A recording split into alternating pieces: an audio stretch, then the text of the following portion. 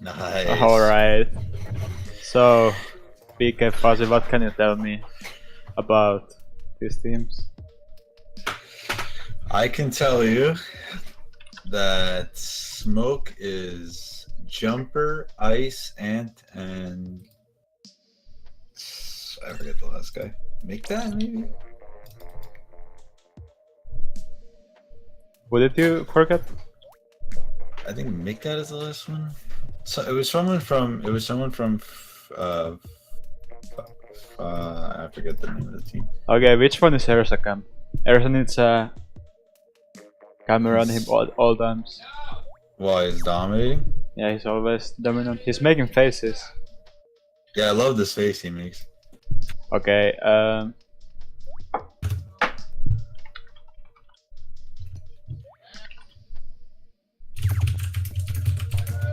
so we're trying to find score. What? Hey, Yeah. mute yourself. This is a professional cast. My stepdad's asking me if I'm ready for pizza. Ah, okay. I want pizza too. Okay, so Smoke on his way to bracket reset. You know, same old, same old. Rising Moon won the semi-final set or the finals 3-1, but Rising Moon down by 2 now. So you know, let's see. Okay. Let's see exactly just what the answer is in the next game. Yeah. Okay, so we've got a brush, a charger this stage probably from Andy. Charger's pretty good here, I think. Yeah, yeah. TC. He otherwise plays Bucket. I really don't think Bucket's a good choice for tower control in general. Yeah, we'll Then, see of course, Arizona how it T-Tech, works out for them. Big should be on the Rapid.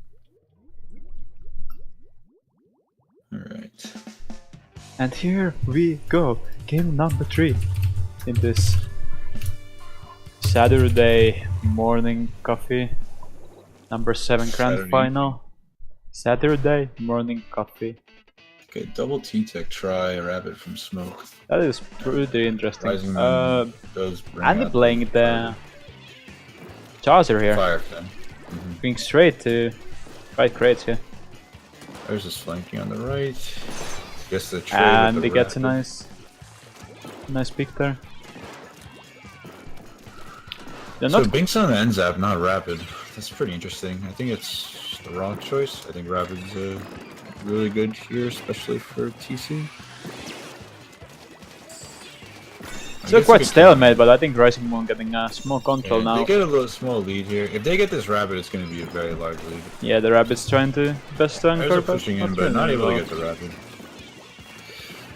Regardless, it's still going to be probably a good push. Ayers is setting up for the Inkjet here on the flank. He gets it off.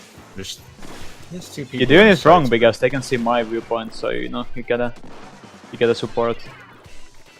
Oh, I have to do it from. I have to watch your stream. No, you can, but like you can. It's gonna be confusing as hell if you. Alright. So How do I go above then? How do I go back to the big screen? you press right trigger. I'm pressing right trigger. I'm not going back to the big screen. You hold down left trigger and press 1. I mean press up on the left stick. No, now I'm at Sabo. I want to be on the big screen. Up on the right stick. Press left trigger and up on the right stick. Okay. Alright, so- Okay. This is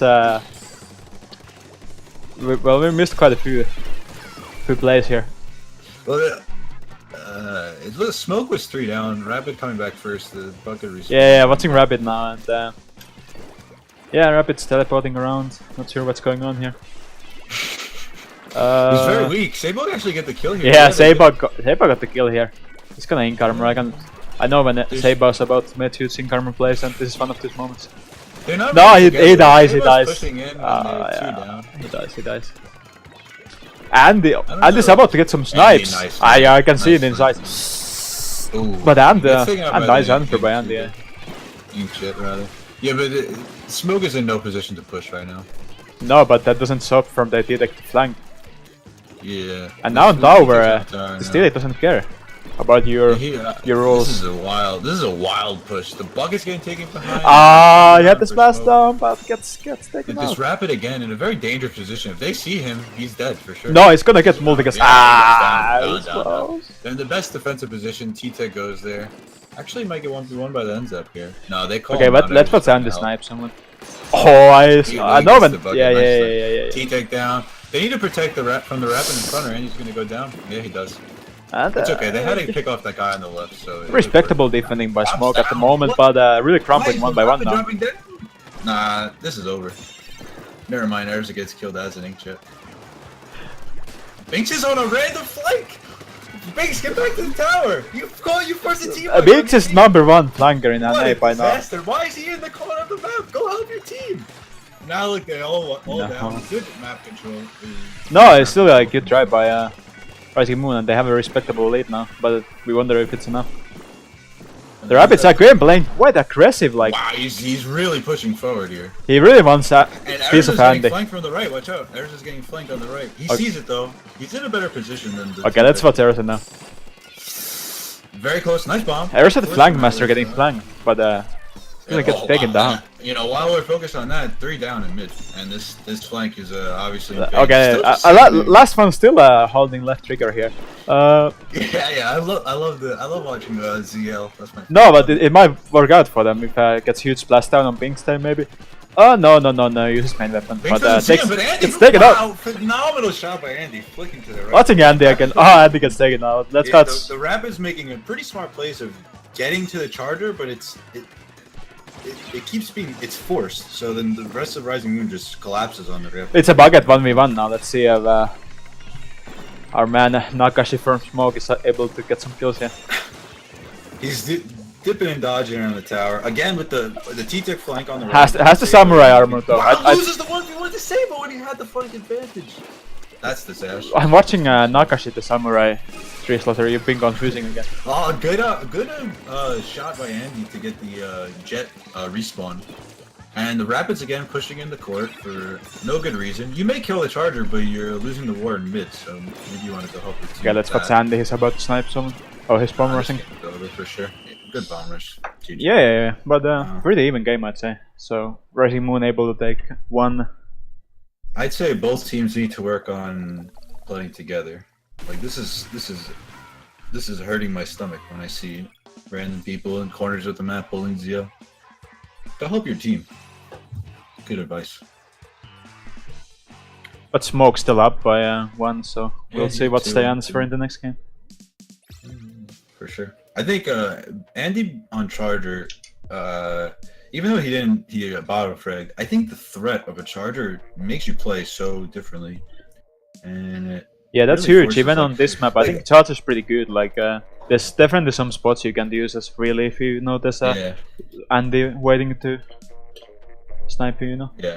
yeah, and then it forces the Rapid goes from the most dominant force on the map to really being uncomfortable when Chargers are around looking. Since Rapid's pretty immobile compared to most other weapons, so it really affects Rapid.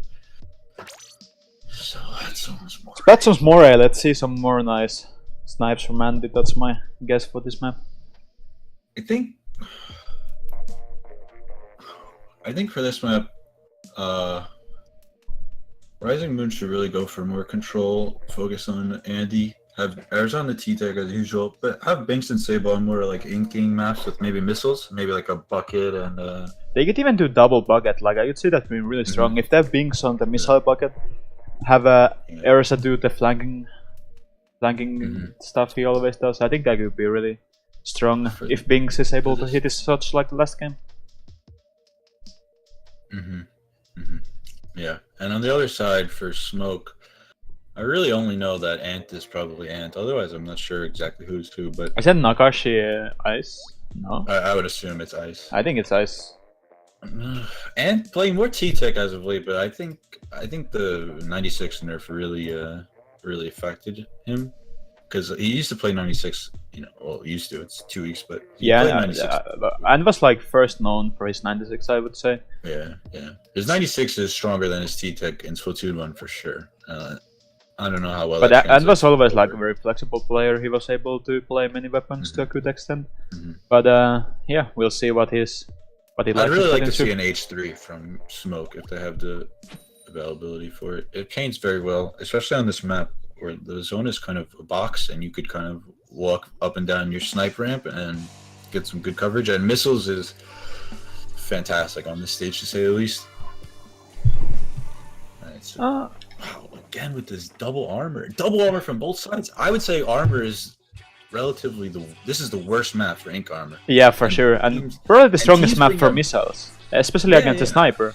And watching Dandy at the start again, he goes for the Spadiscope. It's pretty interesting considering Hilda has a bit more reach here, but still trying to go for some shots here. Taking a really weird position going to this left street, actually pushing Andy on the snipe.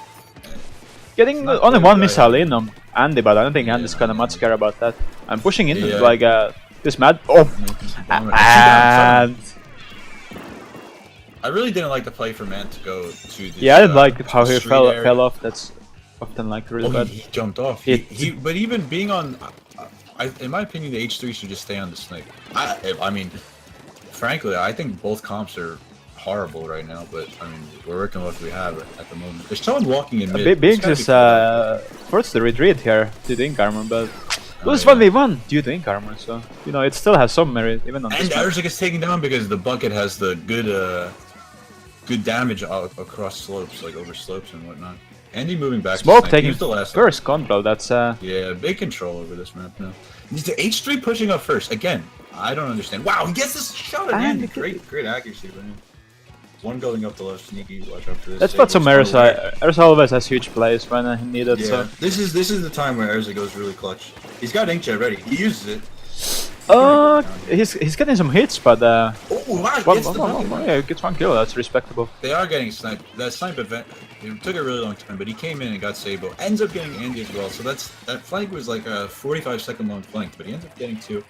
I know who was flanking. No, they're being pincered. Oh my god, Erza goes down. Binks goes down. This T-Tech with the splash shot with the quad actually delayed, but quad nonetheless.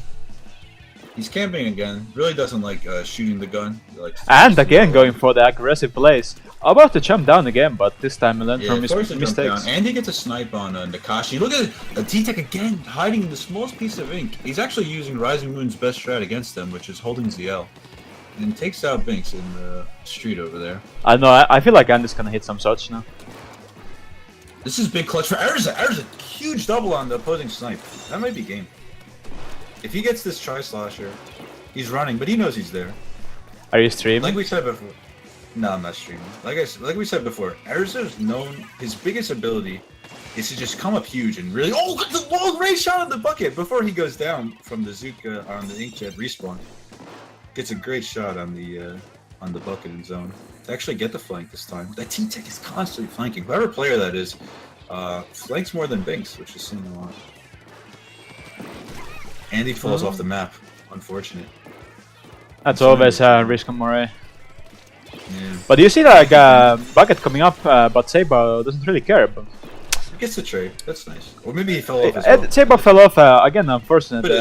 Wow, Andy dropping down too soon. Maybe should have gone overlook there. The situation's not really favorable for them. And here comes Sabo again, just dropping down to snipe. Very risky place. Extremely risky. But luckily the bucket. Oh no, map control, just pushing forward. He's gonna go down here for sure. Oh, makes a nice play against Sabo. And still I don't know, I think loses 5v1 again, I'd say. Yeah, he had an invitation. Okay, let's Erza now has the inkjet, he has potential to make his plays here, like always. And he really has to make them. I think this is Smoke's game so far. Yeah, Smoke is in a lot of control at the moment. Erza gets kill. It's reasonable, That player likes to flank a lot, so it's better to just get him out of there. But oh yeah, gets taken up by the bucket. Oh, Binks with the... Why did you jump there? Erza's last slide, you can't make that jump. They get one bucket on the snipe though, looking for the second one. H3 pushing up to overlook. Now this is a very good position. Andy doesn't see it yet. Andy's bomb rushing. H3 has to jump back, so... He jumps back. Here comes the T-Tech again with a massive flank. They gotta be watching this player. They get him, but he does get the NZAP Binks, who probably should have played a different weapon this map. And his NZAP doesn't really excel here. Say, bucket trade. Alright, this Rising Moon's control now for sure. Let's see how Smoke is able to come in here. Again, the jumps back to the charger. That's an advantage that Rising Moon has. Yeah, it's a proper anchor player. Always staying back. You can get nice As jumps. opposed to the H3 on Smoke, who's kind of But Rising Moon kind of just giving control. They're not where they need to be. Binks again kind of outpositions here. Like it looked like he was going for a flank or something. I'm sure what was going on there. For reasons unknown to us. Andy going for the bomb rush, but he's actually getting pushed back. Yeah, and that's it. That definitely Rising Moon had a chance to take that game, but yeah, maybe a couple poor decisions, and when holding they didn't really like stay around the zones. And no Tenta missiles, not a single Tenta missile from Rising Moon, and the double armor comp when again, armor doesn't really make or break the game here on this map.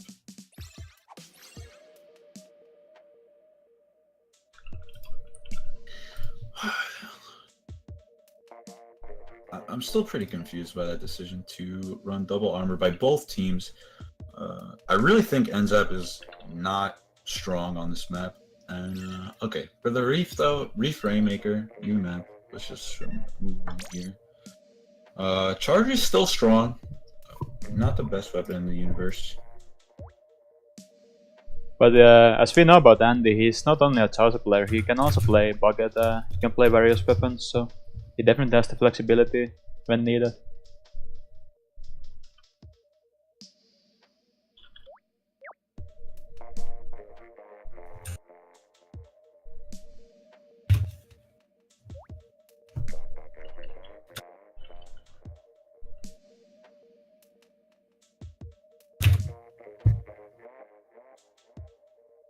So we're gonna have T-Tech again.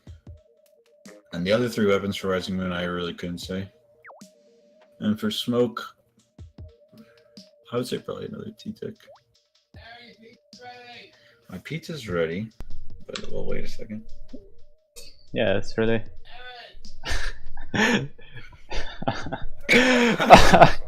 Your pizza. Oh yeah, the pizza's ready. We'll finish the set for sure.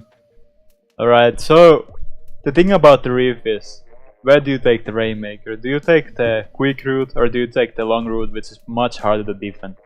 So teams always have to make this choice and have to make really fast choices. So again, I think the team who's able to. Yeah. Above all else, it's making the decision is more important than which decision you make. So it's much better to make a failing push, but make the push than make no push at all. So let's see if it's smart words. Or not. And then again with H3, maybe he found a new weapon he likes. I think H3 is pretty solid here. So we start off, both teams kind of getting control of mid. Sabo, caught out. T-Tech coming in. T-Tech is wow. I'm not sure if that's a spectator mode or not. Looks like Smoke is holding up their street on the left side, and actually giving up a lot of space to Rising Moon despite it being 3v3. And Rising Moon doing the same, kind of retreating back to their right side. But they still have good control of the right side, so I think if Smoke wants to push, they only have the option to take the South route right now, but Rising Moon takes Rainmaker first. Oh, and suddenly it's 3 down. And the last one is the H3, who's stuck in their plat. He might get flanked here by Binks. I don't know why. And Sabo, where's the Rainmaker even? Rainmaker's in mid. Binks has Rising Moon taking the sword route here at first, but as you can see, it's pretty easy to defend. They get the kill pretty fast, and now they're already in good positions to defend this push. So unless they can push with specials, it's gonna be a hard one for them to push. Sabo went off to the left by the street on a flank, and the remaining 3 players pushed to mid. It's a nice push by Airs, a nice push, getting some extra points, pushing it all the way up to their spawn plat basically. T-Tech again coming in for a flank on the left. Controls in Rising Moon's favor for sure, though. Actually, interesting positioning by Andy here, just kind of sitting in spawn, really. While they he doesn't really have many angles to get shots from. He's playing the Fire Fin that doesn't have that much range, so... Yeah, it's definitely kind of just hiding in the corner, and suddenly, as you see, push coming in for Smoke. He does have the bomb rush ready when they push, but gets the kill late, but gets it nonetheless, and that's a wipe from That's a wipe. Very scary push there by Smoke, but you know, Rising Moon makes the defense. But close doesn't count, still, like I always say. Yeah, of course. He retains the lead. You know, the Bucket's coming for a huge flank here. I don't think way out of position. Binks has any idea what's going on here. Oh, yeah, you're right. Another, the first bucket got killed. Bucket's still hiding here. He doesn't really see any other Rising Moon players, but he's gonna get ready to push. And it's a 3v3 right now. Sabo jumps back in, so 4v3. They push right again. Oh, a double kill! Somehow a big double kill in the zone. But Sabo is the one holding the closed. Sabo is basically soloing this another kill on the Tenatech there, who was rushing without much foresight as to what was ahead of him. And suddenly, Smoke is 3 down again. Push. Again, the Bucket last one trying to hide and get a pick on Andy maybe. Andy has the ink armor though, so it's maybe as easy as it may seem. This is a big theme between these two. Actually, Rising Moon is known as like a flanking, hiding team, but really Smoke is pressing a lot of ZL this game without shooting their gun, which is pretty interesting. Rising Moon pushes it to the left street. Gets a couple more points, but nothing like game winning here. Yeah, they just push it over there. They didn't gain much points, but pushing it to the enemy side always helps, you know, keep the map control. I think Smoke's going for the sword route now, definitely. But weirdly enough, Rainmaker's the frontmost player at the moment, so I don't know how that's gonna work out for them. This push was kind of weird, with again one player from Smoke flanking and the other 3 pushing forward. And Rising Moon kind of just rips them to pieces, and now they're 3 down with the Rainmaker retreating into their spawn. This is what a mistake by the Rainmaker. You can't do that. Urza gets a good kill with Inkjet. Yeah, it might actually be a dangerous push by Rising Moon if they are able to get their special so fast. Urza gets a nice pick there. Bucket again with the same flank. It's gonna surprise Rising Moon twice. Can't get him. And Urza with the ink armor. Hey, Urza gets him. Urza wow, these are sloppy plays. 2 in the mid now, and again, Rising Moon is kind of surrounding Smoke players, but and he's retreating all the way back to spawn, but he gets taken out. Yeah, they do get Binks is hiding in a weird spot. Look at this! Oh my god, the big special in the smallest piece of ink gets taken out. Yeah, but it gets taken out, so now it's different to Smoke's chance to push. But the Zap doesn't really have enough killing power to make use of like a flank like that, in my opinion. But again, Smoke was 2 down. The push is getting close. Nice flank by Seba, like really like a risky play, but worked out for him. And he's stuck in the 1v1, not looking too good for him. Sabo really can't help too much because Sabo again, like I think Sabo is the MVP here. Really been making clutch plays. He made a very important decision to either help Andy in the 1v1 or take the Rainmaker out. He chose Andy, big snipe, clutch. That's game. Yeah, that's kind of weird because would you agree? Like throughout the game, we didn't really saw Andy all that much. Like Andy was stuck in the, like basically in the own closed the whole game, and he couldn't really do huge plays. But here at the end, we see the word of the sniper, like gets the crucial pick, and you know that's a game. And there is a pretty huge game.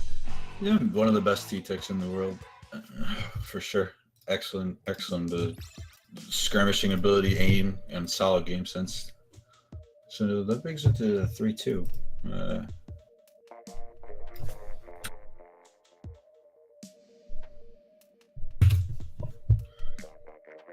So now we have the next map coming up. So yeah, again, with the Charger on the reef, Andy took very defensive positions, but he was being hunted quite a bit by Smoke. But you see at the end of the game, the potential of the Charger is usually enough to make teams play differently. Make teams play differently, and not just that, but often, like in many games, it's just one kill that matters. Like one kill decides the set, one kill decides the map, like whatever it is. But Charger is the only weapon that can really make those kind of plays. So I think Farfin a smart move by him, because he may not be able to do much like throughout the game, but he has the bombers at least, you know, some map control. So I think it's pretty big. And the wall helps with survivability. Actually, I hadn't thought of this prior to this moment, but Andy was the only splatter scope in Splatoon 1 who did not run damage at all, who never ran damage. Yeah, it should be a natural fit for him, I would say. So yeah, that's what I'm thinking now that I made that connection, is that actually Firefin should be the most, the closest, in familiarity with the Splatoon 1. That's pretty interesting. I think Andy was a fantastic Charger in Splatoon 1. Maybe I would say the best splatter scope player among all 3 modes in the Western scene. Yeah, definitely most objective focused, I'd say. Like Andy really, like he was one of the few, like to run quick respawn, for example. And I think his playstyle supported it, and I think he was a really important part of why Rising Moon was so success in the late hours of Splatoon 1. But moving forward, what would you say about the next map being Starstation CPR tower control? Like, which team would you say has the control on that map, and would you say like having a sniper is like advantage or like change on that map? I would say that Charger is not. It's tower control. You said Tower control, yeah. For tower control, I actually think Charger is the weakest on this map because the tower. If you're playing, the map and you have the Charger on your team, the tower pushes through the left side, where the Charger is probably most powerful on the top right area, which is kind of ignored for the most part on this map. And having a Charger on, let's say your top left area or that little grading around that spot is kind of like easy food for potential rapid or blaster or flanking kinetic, something like that. So at first thought, I would think that Rising Moon has the advantage because they do have Binks who could play rapid, Andy on the Charger, but I think this map may be a bit too big. If the map gets funneled into one area, say Rising Moon gets control and Andy's able to sit on, let's say, the opponent's grading, then he'll have, Rising Moon should have no issues pushing.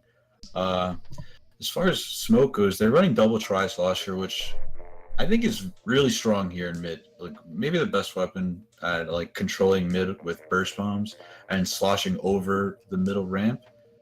So maybe players like Erza has some problems with two tri-sloshers spamming burst bombs and sloshes over mid, where he can't really get an angle with his 10 attack. But we'll see. Erza's pretty smart. He knows when to go in and when to charge Inkjet. So we could potentially see a lot of Inkjets from a distance from Erza, maybe clearing out the area for players like Binks and Sabo to have the positioning advantage over the opposing tri-sloshers. Other than that, on the pushes, it'll probably be pretty even. Rising Moon known to be fantastic, a fantastic team on tower control and Rising Moon. And Rising Moon and Rainmaker. They're really good at keeping up pushes and keeping the pressure. A very important ability of that team is to have the last person stay alive and act as a beacon for his teammates in order to continue a push where maybe the other team doesn't expect the respawns to come in so quickly. Yeah. And apparently, as we play Splatoon and part of Splatoon, like historically, you go back and speed test, lag. These are like big parts of Splatoon, and again, I think that's what's holding the setup is that people can agree who's being laggy and who's getting outplayed, and I'm getting some PMs about whether I see lag, so I'm making the call now that that's indeed what's holding the setup here. And if the score, to make it clear, the score is 3-2 in favor of Smoke, and Smoke is coming from the loser's side. So if Smoke manages to take one more game, we get the bracket reset that everyone's looking forward to. But we'll see. Rising Moon had some strong games just now, so like anything can happen. Rising Moon, another team that really makes use of like momentum. Players like Binks, who makes a lot of flanks, really plays off momentum, where if he's getting the flanks going at the beginning, he can continue them, make you think always, is he flanking, is there someone flanking, is there someone hiding, is things like of that nature. And Erza, another player, a young player, and one of the most streaky players. He can sometimes have games where he's not doing much, and he could have some games where he looks and plays like a complete god. I mean, like potentially 1v3, 1v4ing opposing teams. And Erza speaking French in my Twitch chat. I just really huge flank coming from Erza here. Like, wasn't expecting this at all. But the first thing I see what's on my Twitch chat is some French words. I'm gonna go get my pizza. I'll be back. I will say that we're spectating, so I have no idea how the connection works when people are spectating. But yeah, I definitely see some teleporting, skipping, as you will. I'll be back. Oh, game started. I'm getting pizza anyway. Oh my god, he left and it's gonna need 90 seconds.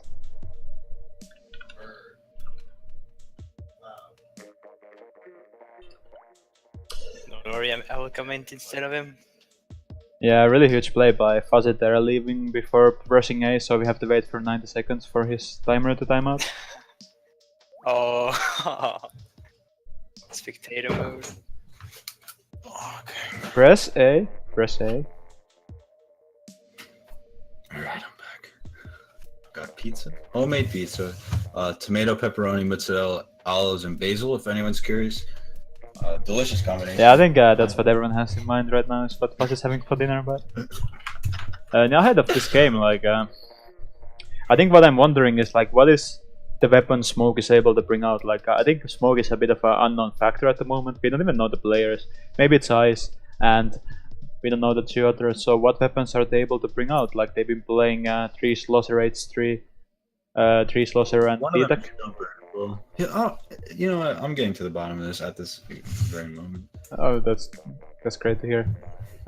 Still, team's taking a long time to pick weapons, so I wonder if they're still like deciding who's laggy or if they're thinking of strats. So not entirely sure what's going on here. Well, I think Rising Moon is gonna play Rapid. Whoa! Surprise flank and commentary from Storm. Sorry, commentating, not even in the room, but still has a lot to say. I know Rising Moon, I think. Yeah. I think like they will go for the basic TCE comp, like with Charger, Rapid, Tower, Antics. No, they're playing air spray.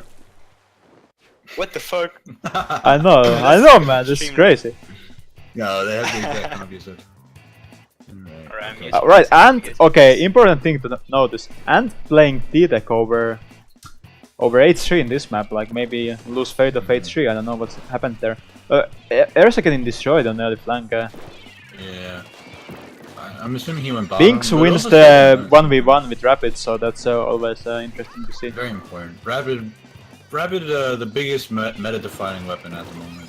Actually, Rapid is the meta counter at the moment. If the meta is Zap, T-Tech, Tri-Slasher, Rapid is the counter. And I'm sure it's not like comfortable for Andy either to have a Rapid there, because Rapid has a really nice reach on this stage, so for Andy to be able to snipe comfortably, that might be a thing. That's not the case, but they see Ink Armor working against Smoke there with Ice getting blown the fuck off the tower and into the depth below. Who knows what's down there? This is a Who knows what's down there? I can try to zoom in a bit more if I can see what's down there. There's a wild phenomenal 1v1. It looks like some kind of parking lot almost. No, it's a construction site for sure. It looks like in Breath of the Wild when you're up on the cliffs and you look down like this. Oh yeah, I see what you mean. Alright, but more so. Binks again with the flank, this is what we were talking about. Is this right for Rabbit to flank like this? Because this is matching game style right here, but I don't know, personally I don't agree, but if it works out for them, we'll see. But Smoke is pushing! A big Binks gets taken out. The flank doesn't work out for him. As we see here, like... maybe we should rethink that strategy. That's definitely been Rising Moon's strat on this stage, but I don't think it's been working out for them, with Smoke getting a solid 24 lead here. Very lucky splat bomb by Erza to actually take out the Tanatech, which stopped the tower push, and Binks was able to respawn in time. But there's only 2 people, winners and losers, so luck doesn't matter in the end. No one remembers the lucky plays, only remembers the good plays. High skill. Yeah, that's why everyone plays Tanatech, because there's only skill involved. I think Erza's gonna get huge multi-kills now, at least he will die trying, knowing Erza. Doesn't see anyone else, he doesn't have the spectator mode here, so he doesn't know, like... Yeah, they're hiding pretty well. I wish I could give them callouts, but that would be cheating, so we're gonna continue spectating from a different VC, don't worry guys. Okay, Andy on tower, so... One huge thing, Andy really likes playing in tower on these maps, but he gets a nice snipe on Ant there with Ink Shadow. So I think that's really a huge play if Andy able to run the tower. Hold down for Smoke, and Erz is pushing up. Binks and Andy both on tower. Switching to Erza now. Erza has the Ink Shed again. Like, doesn't get any kills with it this time, but it's still a strong push by Rising Moon. Binks again in a weird position here, but let's see if he is able to get some kills. Out of nowhere, yeah, the Rising Moon is 3 down. Sabo gets hunted down, and it's pretty much again really weird positioning. Erza the only one in front, and having the bucket and the rapid kind of pushing the court made it so that the effective range of the rapid is nullified, as the opposing players could just drop down from high ground and just take him in a close quarters fight. But again, like Andy in good position to get kills and Rapid's nowhere to counter him, so it's definitely again a point for him to get those kills before the... And he gets a kill on the try, a respectable kill, denying the ink armor there, so really good plays by Andy again. And again on tower, this seems to be their go-to strat, is having Andy on tower, trying to get some snipes in, but of course it's a very hard job to do, so let's see how he does especially well on tower. Arza pushing maybe a bit too forward there with the inkjet, getting taken out. They don't see Ant flanking yet, and looking to get the kill on Sebo here, but a big pincer flank. Sebo not going down just yet. Goes down now, and gets him, and gets his target, that's what I always say. But this time having a bit of aiming issue with Erza holding Sendou pretty successfully on the left side of the map here. Yeah. Good uses of ZL. Erza trying to get the respawn kill on the jetpack. Definitely not worth it. Very greedy play. Respectable tries still. But the Rising Moon really has to start making plays here if they want to prevent the bracket reset. That's really only 25 seconds away at this point. Yeah, for sure. Binks get taken out right in spawn, but revenge kill pretty simply. Erza again pushing up very forward, getting taken out, and it's a 2v2 now with Smoke holding all of the map control. You know what I'm noticing here? Like Smoke has the lead, but they're not playing safe. Like not at all. Like they're still making those pushes. Like they don't really care if they get wiped. They're like not really respecting the Charger right now, who's now making the big push to the tower. Erza on tower, but on tower gets both, but. It's not enough. It's not enough, okay. And we get the bracket reset. Bracket reset coming in. That's pretty huge. And I'll mute myself so I can take some munches. Without a commentator munching, we can take a early look at the maps next round. So, indeed, bracket reset coming in, and with best of 7, that's still 4 more wins for either team, and we have a champion of this tournament. Hey, Rapid made so much. Which Rapid? There were 2 Rapids. The Rapid on Smoke went 17 kills. Like a lot of assists probably, but still. I think this is definitely like a huge map for you know. It's crazy. Huge map for Rapid. I think like when you think about Rapid, it's really like all around at the moment, but this is one of the strongest Rapid maps for sure. For sure. And again, I think they're probably discussing some speed test or something. Oh yeah? Close to that nature. Yeah, I don't think there's some salt involved, but... so Soren, what would you say about Musclefort's Fitness Rainmaker? Like, what do you need to do to win on that map? Well, you have 2 options in my opinion. The first is you have a team wipe, so you push on left with the lane, you know?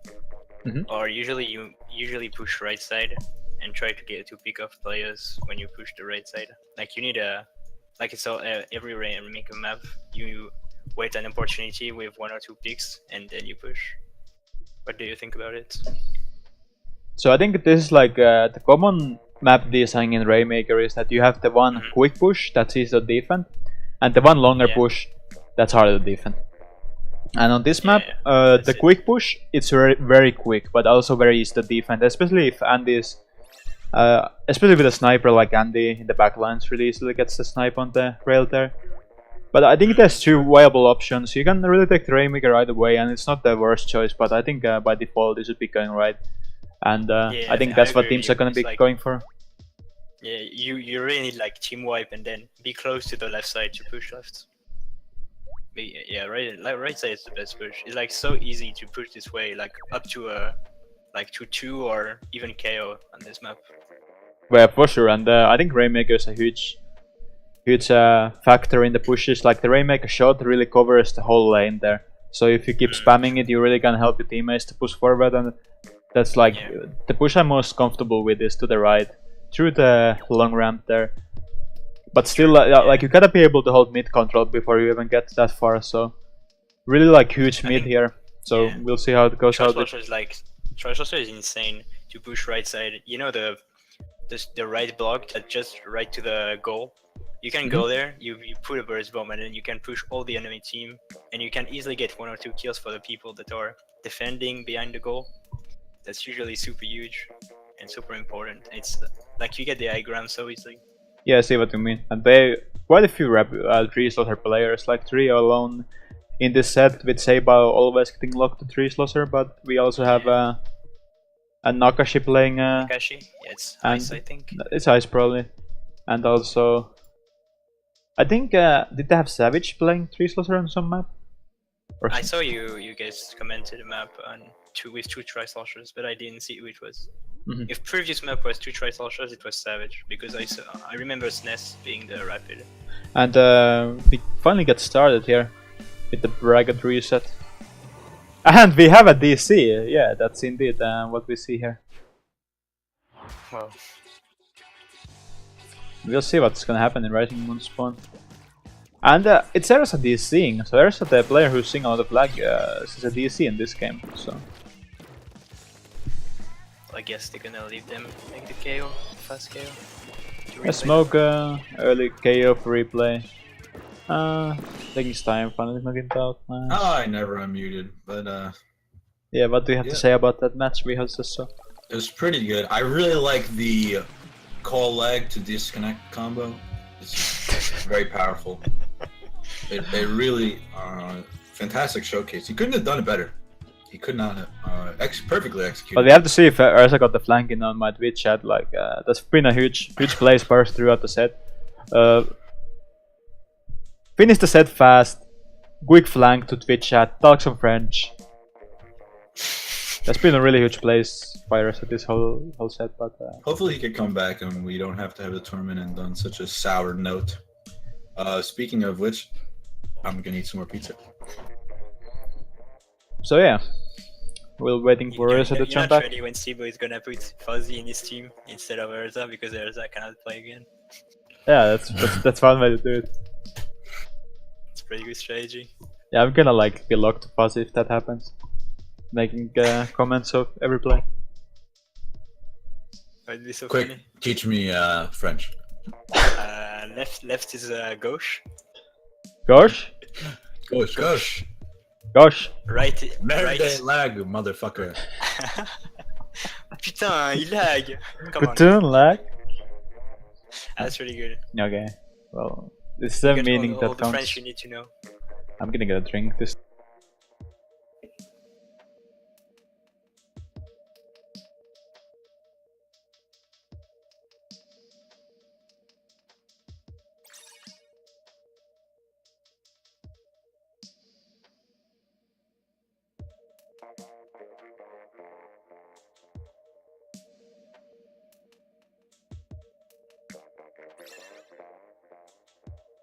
Alright, so here we go. Take 2. Rainmaker Muscle Forge. Rising Moon versus Smoke. First game of the bracket reset. Smoke won the first set 4-2. Smoke looking to take a full reverse, full run from losers. While Rising Moon looking to defend from the winner's side.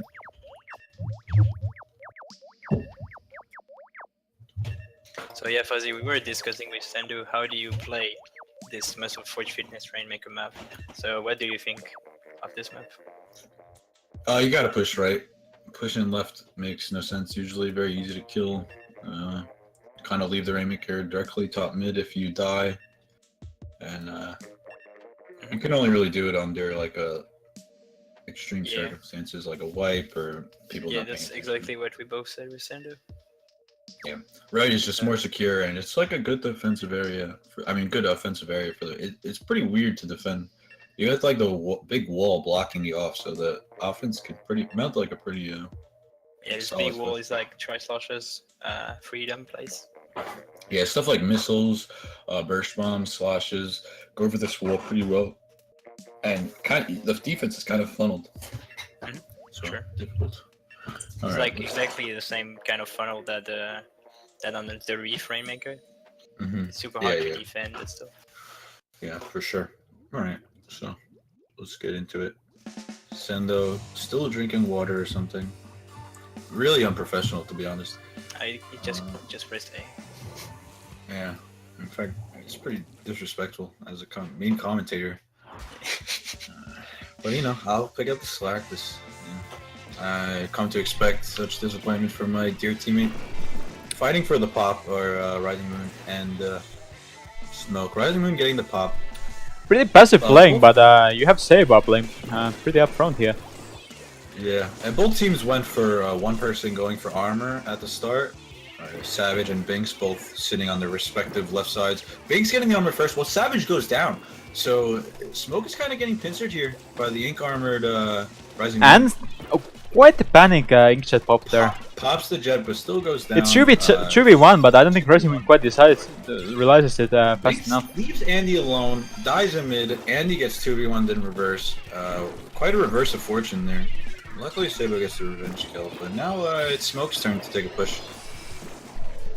It's a quick one at that with Nakashi yelling this way, but gets quickly taken out, so no one headed that way. Yell this way all you want, but people don't listen sometimes. So PK the Beast Fuzzy, what would you say about Rising Moon's decision to hold on Chase for this map with and instead playing the regular slaughter for this stage? I could see it. But Smoke doesn't. Yeah. This is insane at the moment. Let me tell you what happened. I'll tell you what happened. Okay, right now. okay. Breakdown. Play by play. Play by play. Super Nintendo Entertainment System, Japanese version. He actually went directly through mid and walked straight through Erz's inkjet on top mid. Erz said, "You know what? I don't need to turn around to shoot you. My team's got this." Super Nintendo Entertainment System actually just says no. But look at what Andy's. Okay, let's look at And for a moment here. Andy's booyah in here in the spawn, but OpenGL is not something that I like, so I won't even bother. He's dead. Forget about him. Okay. Well, continuing with the story, the good story that I was telling. Now that you've interrupted me, was that this man with no fear whatsoever directly pushed through mid and killed both Binks and Andy on the Rainmaker, and then proceeded to push it solo. As Rising Moon makes a counter push, Binks with a patented signature move in the opponent's spawn as they push mid. His team's going down. He's losing. Where's Binks? Found him. Exactly. Where's Binks? Exactly. And the spectator, PK the Beast Fuzzy, has been disconnected. Host DC. Host DC. Host. What a disaster. Who is host? Who is host? Who is host? The leg. It's Sabo. Second DC by Rising Moon. Rising Moon calling out lag, but second DC. What a crazy turn of events, folks! I haven't seen this since the Great Lockout, since the Zapfish got taken, and whoever didn't beat single player, your accomplice is still without power, just like this French team Rising Moon.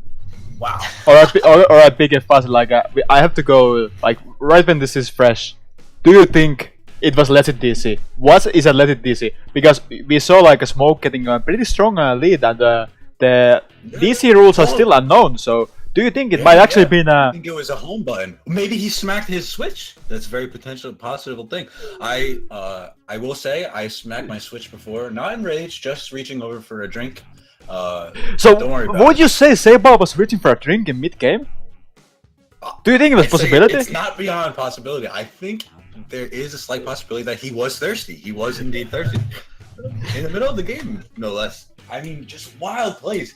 The capability to grab a drink while sloshing and moving is quite impressive. It's not even like a 10 attack where you could push the trigger on your leg and grab it with your right hand as you hold the trigger and move with your left hand. But in fact, you have to. He was probably smashing his controller repeatedly on his desk to get sloshes while trying to aim. But I think one thing you're forgetting here is that, of course, the meta switch from quick respawn to longer respawn. You have up to 5 seconds to grab your drink. So can this really happen? Like you catch it like very like haphazardly mid game, and then you end up bumping your switch and room disease. That's never seen before, and that's quite the thing.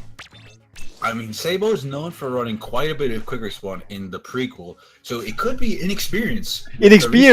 Muscle memory. I see what you mean. He, habitually reaches for drinks midlife because he does not even have time in between lives to get some. I think that could play a big part into that decision. So do you think for next game Sabo could maybe use a longer straw? So he could sip his drink while the game is going? Yeah. Maybe holding the beverage between his legs. So with the straw, just so minimal movement, but it might help your posture. Just keep the drink between your legs. Have a large straw, and keep it straight back, and just make a lean forward like you're doing a crunch, like you're working out. Lean forward, take a sip, and then right back to the action. But this is something like, I don't know, like we have the regional matchmaking. So in France, do they have these hats that you can use that let you drink while you are actually like not using the hatch? Corbin Jaegerman Jensen. We don't have that in France. He was number 1. Oh, Wow. incorrect. Password change. That's really unexpected. Yeah. It's a meta change. It might be. Why is it not fuzzy hosting? Like, it's not playing so. I don't But have that responsibility. I may smack my Switch. Let's not draw me into this. Because of the pizza? Yeah, well, the pizza's in front of me still. It's getting quite cold because this set is exhilarating. Plays left and right. But real who life took plays, this? Who took the plays. match? Host DC? That should be It Smoke's has game. to be towards Smoke. So Smoke takes game 1. I just said that. No, now, so game I'm 2, making game the 2, game rules. 2. Or And was we're it moving game on. 1? Folks, we're moving on here. Yeah, we're moving to game 2. Rising Moon down a game after surprising turn of events to call lag and then have consecutive disconnects. I mean, quite the bold move. But then we established that Sabo had no internet problems, but instead was reaching for a drink and managed to bounce the switch up. So Yeah. I wouldn't count that against him in this particular situation. And indeed, with Ursa, we can't quite sure know like what happened. Maybe he tried to look at his screenshots before the match started, and just missed the countdown by 1 second or something. So again, like really, I wouldn't be the one to put Rising Moon down because of this disease, because Rising Moon has been known for a particularly good French connection. So at French connection scale, I think Rising Moon is up there with the best players. I mean, disclaimer: French internet is horrible. We have our own French player, Soren, who is constantly disconnecting, always giving us issues. I'm just All over the place. DC is all over the place, guys. I even bought the LAN adapter, but I'm French, so I keep DCing. And sometimes there's no helping the country that you originate from, and that's unfortunate for Rising Moon, who will probably be the best team in the world, uncontested, if they were from a country with better internet. And that's just the way But it these is. are like it's like easy for us to make like infinite if situations. If Rising Moon was from Japan, if Rising Moon was from US, but they're not. They're from France. They're representing Europe in E3. They're representing France in Splatoon community. And yeah, sometimes you just play with what you're given, you know. Like you just can't go around picking cherries off the cake while you just do your thing. Agreed, for sure. Yeah, and I don't think they're making that excuse. I'm making it for them. I'm quite known in the community for making excuses about lag and such, so it's only natural that I continue the trend. But moving forward, double control and port macro. This is. Are they starting the game? Oh, another disconnection. Oh, DC again! Maybe this set just keeps taking like new heights. Yeah. Let me host. Let me host. I mean, we'll keep turn left, turn right, turn reverse, reverse, reverse. I mean, slide to the left, slide to the right, crisscross, crisscross. I mean, if you're American, you know that song. I wouldn't expect my my colleagues here to. But moving forward, port macro, double control. And confirmations. Played at all of the children's party. All of the fucking macro. What do you do on the stage?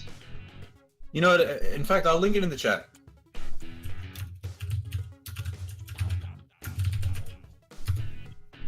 Are you talking about the song? Yeah, the song. Okay. Cha cha, real smooth. Yeah. To the left. Take it back now, y'all. One hop this time. One hop this time. Everyone in the chat, I want you up. Why would you host, Soren? You're making no sense. Up and doing the cha-cha I'm slide. French. I'm French. I'm not disconnecting. I'm not streaming. If someone hosts, it's fuzzy. Yeah, I got host. Oh, fuzzy. Yeah. Because I'm commentating. But it's my co-commentator, right? No, Soren's Yeah, I know, Soren's I know, trying I to know. try That's to the push problem. fuzzy off, I think.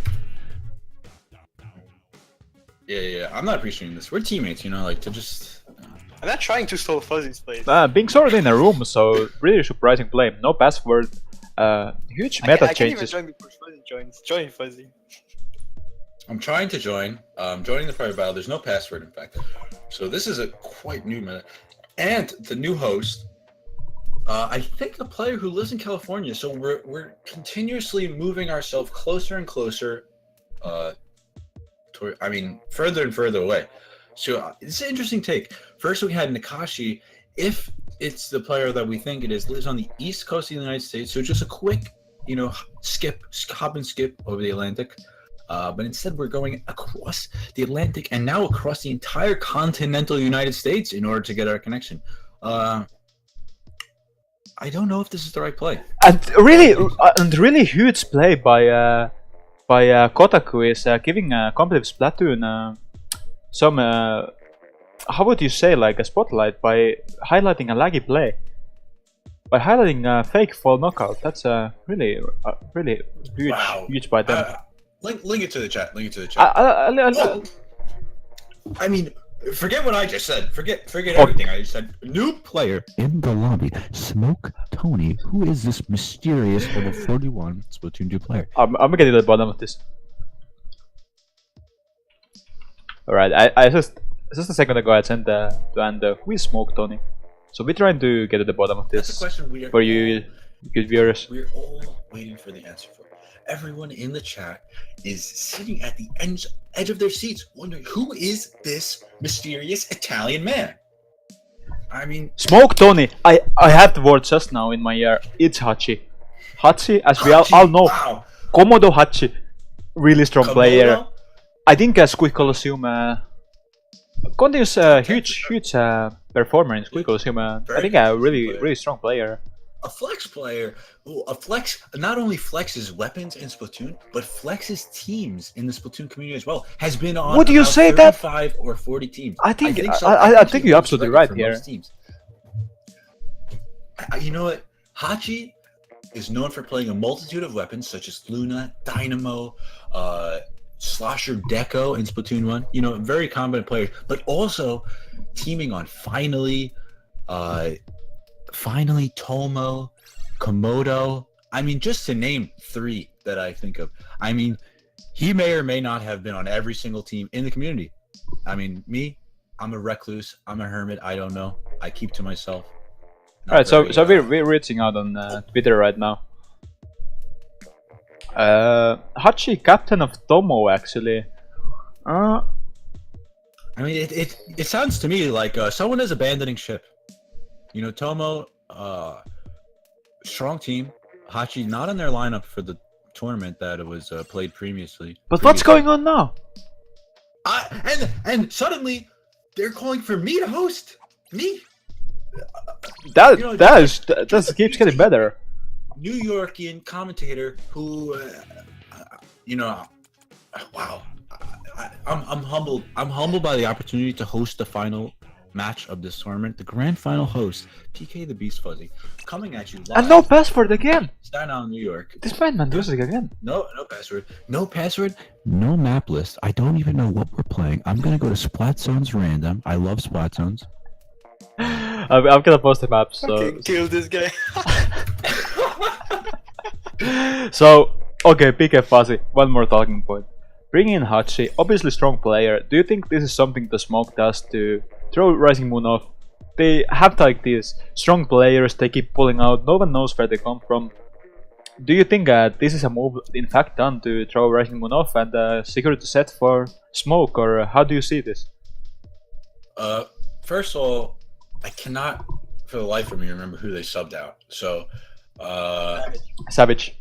Good Savage. Wow, that's you know what? It potentially could be just a name change. Hachisu, known in the community for being friends with Bad Savage, the original Savage. Both Tomo players, so yeah, I can definitely see this angle. I think it may be there's a small possibility that this person. But we have 10 people in the lobby, so we finally we are getting on with this set. And if someone forget, Smoke is up 1-0, so no one knows what's going to happen. Carefully assigning teams. Don't worry. I'm making utmost care into, let's double check, go down the list quickly. Looks correct to me. Fun fact, Rising Moon actually is the Nemesis evolved because if you see the logo, it's just our logo with a stake driven through it as a triumphant piece. That's why they made Rising Moon. I don't think you should talk about that because the court case with that it's still going on. Yeah, Because it is really a huge flank by them stealing our logo like that. But yeah, I'll just say Rising Moon. Obviously, as the audience knows, there's no O in Rising Moon. Whatever the logo is certainly not associated directly with their team. Does it look like a moon? I don't think so. There are no lines. and how does Moon rise? Yeah, the moon definitely just stays there. Okay, It stays up listen for a in second. the Listen for a atmosphere. second. So I've been watching. I'm a school person, and if you know, like Moon, it doesn't rise. It rotates. You know, it rotates. So what rotates? What do you say? What do you say about the sun? Do you say the sunrise, or do you say the sun rotates? It's the same as moon. Well, the moon. Let me tell you something. The moon is always up there watching. The sun sometimes it goes away for the night. You say good night, moon. You don't say good morning, sun. You good night, get sun, okay. and the moon. Explain this. I'm missing my word, but Explain this.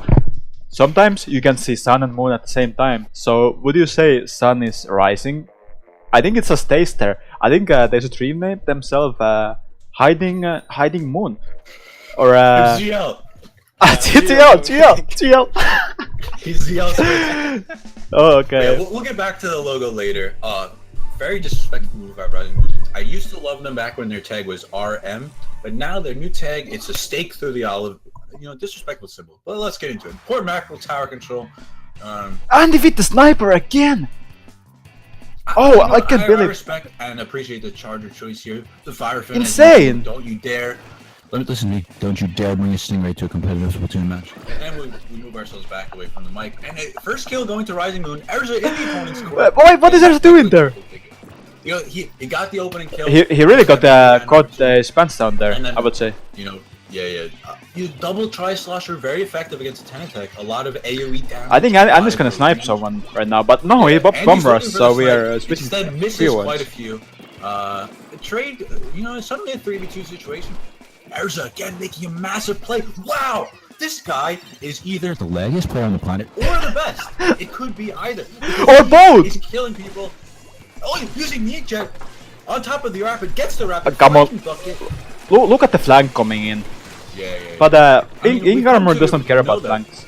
Yeah. We definitely expect flanks from both of these teams. Neither of them know So what miscontrol. so last one up with Rabbit Blaster. Do you think a Rabbit Blaster can make the huge plays that they need Yeah, to of make course here? it can, but instead he drops down into the Oh, middle of the why map did he drop and down? immediately dies. Great position. I mean, horrible positioning. Excuse my word language there. I misspoke. We have a bucket hanging on the. And he's still on tower? Yeah, Is he great play chained by to the Andy. tower? As we said in Splatoon 1, known for his fantastic. Does Andy know how to get off tower? He does not. He does. This is the dream objective player. Wow, Erza again killing Ant, who was shooting him as he dropped down from his jetpack there, and Erza still managed to come on top despite flying. Andy, get his snipe! This game is huge right now. Bink's calling this way, asking his team to jump. No one responding with a jump. That's a teleport. That's a teleport. I can see the lag right now. I wasn't looking. I'll admit, I'm watching in the Rising Moon's old zone. There's a jetpack versus charger 1v1 happening. Erza coming to the aid. Seeking. Andy's still quite outpositioned, I would say. The map is split in two. Rising Moon somehow has control of both courts, meanwhile Smoke has control of the mid. How this happened, I cannot tell you, folks. I cannot. This is the beauty of Splatoon, like, these are new situations that never happened to us in our game, so that's really surprising for us. Yeah. I mean, the mid control is just something that does not make sense to either of these teams. They both enjoy being in each other's spawns. And let's see what happens from this point forward. Andy again on tower, like, he's possessed. Again, 0 players in mid. Instead, everyone opting for flanks around the sides. And in fact, it works out this time. But would you agree? That's a vibe on Rising Moon's part with Seba, first player up, but I don't know if he's up for it to get some kills here. I would have to agree with you there because there's no arguing against what 4 down squids looks like. Again, look at this! No one in mid, right? The Smoke going straight through. Everyone's flanking! Everyone's flanking! Everyone's flanking! Insane! Complete madness! Erza gets popped off somehow. I mean, if you would say that. Seba is holding left trigger here and pops sync armor, but really trying to get the tap. It's a mosh pit. Who knows what can happen? Anything can happen. In It's this ticking down. it's madness now. From the Oh my end, god! Smoke. Unbelievable. Jesus Christ! Right now, what is this set? I cannot believe what I'm watching. Oh, the cooking it out! And the fuck, wow. It's a That is knockout. it, folks. It's a knockout. Team Smoke coming through. They went mid. Rising Moon decided that there is no such thing as mid, and they paid for it. Lesson Honestly, these games are insane. Like, look mid, ladies and back gentlemen. and forth. Ladies and gentlemen, look at the middle of the map. It's very important. I mean, So, interesting enough. Fuzzy, could you say like this is possibility? Like when Rising Moon respawns, gets ready to defend, could this happen? Like Binks calls out Ursa flank, and Sabao and Andy here everyone flank, and then everyone's in Rising Moon flanking. So Ursa and everyone, I think this might be something they might consider to have a different name for Ursa because it sounds kind of similar to everyone. So yeah, I don't know. Like when you defend, you have to keep that high ground, and you have to be able to stay in the mid where the tower's going. Like I think that's huge, and that's definitely like something that many teams get wrong on this stage, that they go left a lot here. Instead, they should like I think stay high ground, stay mid, play it very like safe. They had a good lead. Wow. I mean, news coming in.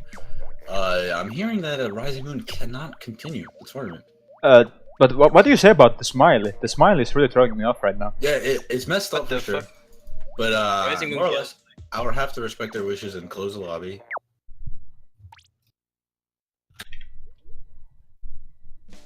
Is this a forfeit? It seems to be the case.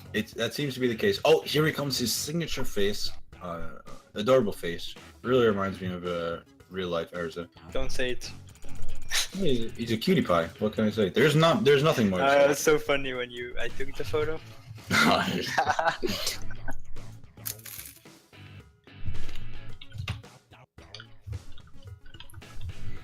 And it looks like that might be the tournament.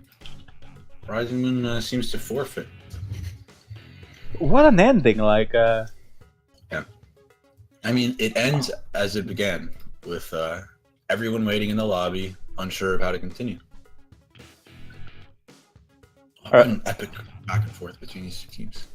Are you sure about the forfeit? Have they confirmed? Ursa seems confused as to what happened.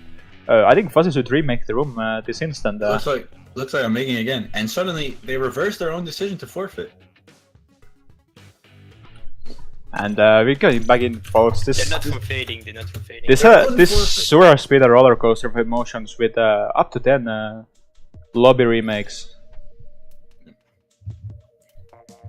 I mean, I think Erza meant to say, yeah, he's unplayable because of lag, but he's.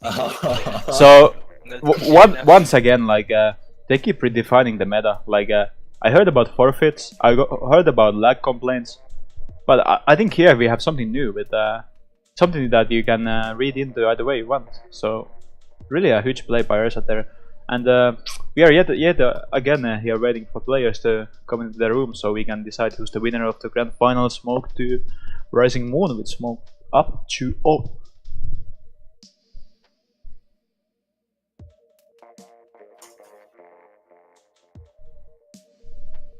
They're not forfeiting for sure. Alright. Gonna join.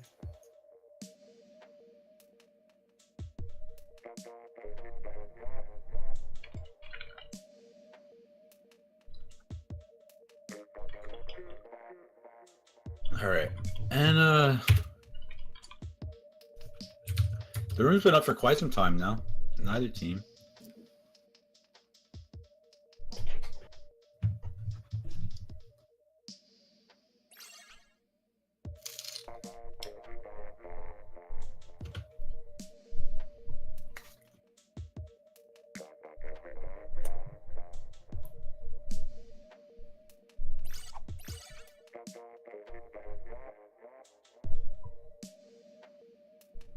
So I think Splatzone's humpback bump track. It's a fun thing to say, but what would you say? Like, which team has the advantage here? I think this is a big stage for snipers. Like, this is a weird thing to say, but I think Firefin especially has a huge potential for big plays here with bombers and whatnot.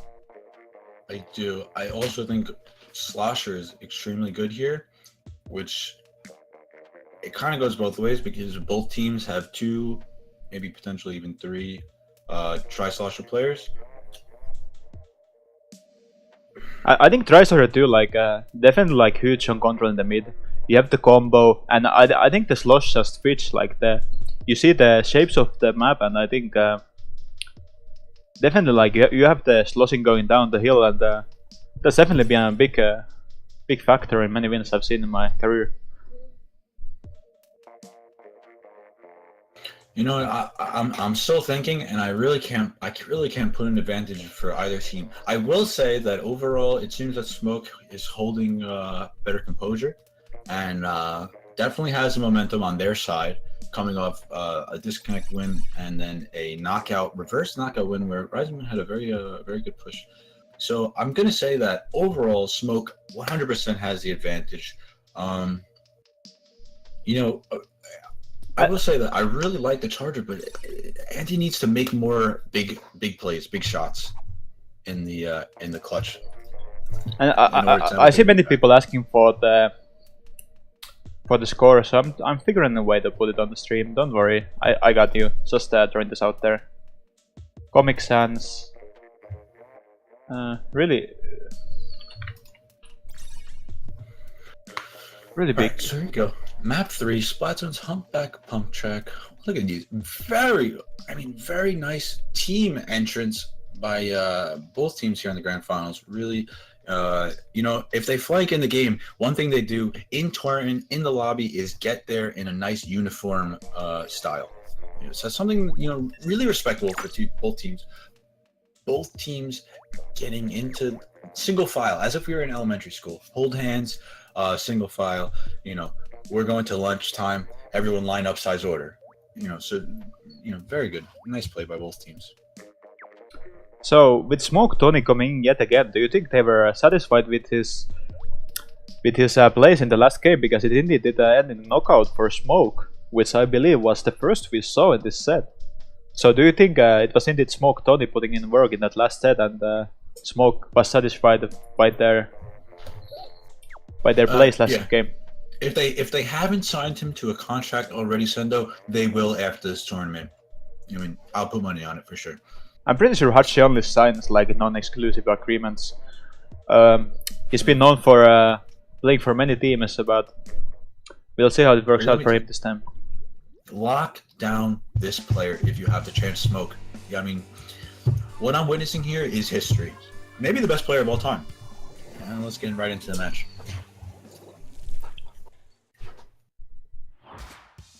Wow, what a comp coming up. And say about running Ninja Squid. Do you think this is the map for it? Or was it a mistake to go with Shot's abilities for this map?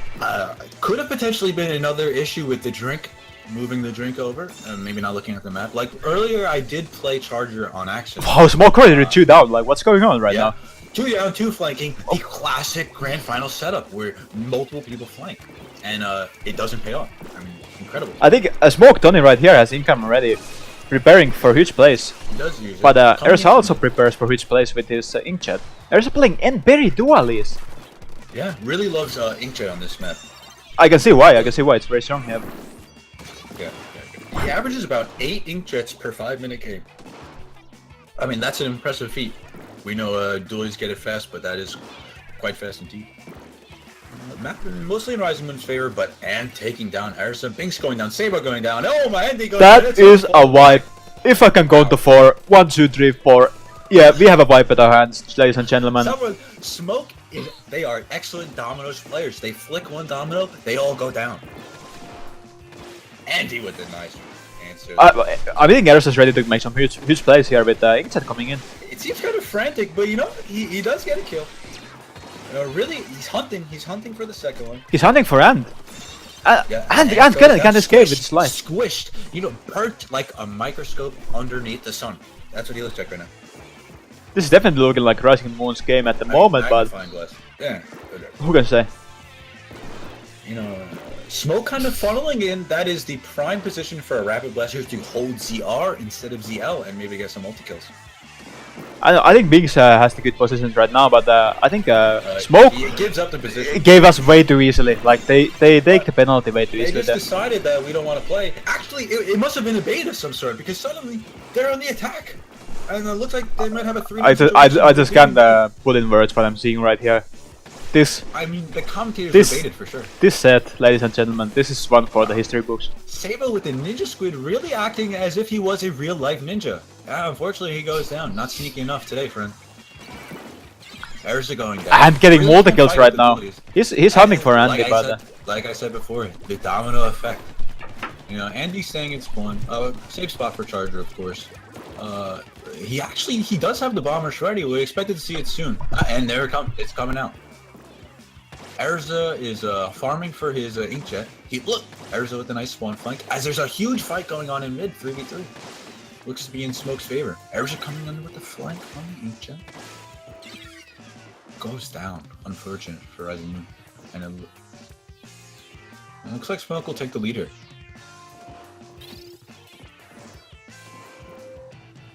Sendou, did you fall asleep? this is insanity right now. I went to blow my nose. Sendou is muted. I meant to empty my nose, and Next Smoke one is called about out, to because knock him I out. was here. Wow, all down for Rising Moon. No need for commentary whatsoever. Dominoes are falling. I once think again. Smoke play are speaking for them right now. Another knockout, Yeah. absolutely huge. We both can mute, and you would not. You don't need to know anything. We both can mute. We could both blow our nose. No problem. And I think that's it has to be Smoke, Tony. There's no other explanation for this kind of dominant performance. It looks like the second set of grand finals is actually a best of 5. That's a huge flag coming in by the Tio right there. Yeah, massive fight for the TO. Unexpected for sure. Let's see if people start leaving the room. I'm not gonna make the call myself. I'm not. And there's Yo, Urza said he was gonna forfeit. He's so mad. And there goes one down. One down for Smoke in the lobby, but it looks like they have a sizable 3-0 lead. And that seems to be it. Smoke wipes Smoke. from the lobby. Huge. I can't praise him enough, folks. Right now, what we saw was bracket reset Mastery. to 3-0. They really like snapped Rising Moon spine in half and ran off with the victory, which is this was like a good tournament. Like if you look at, there's some nice teams there. Well, I think Smoke is a new Rising team would do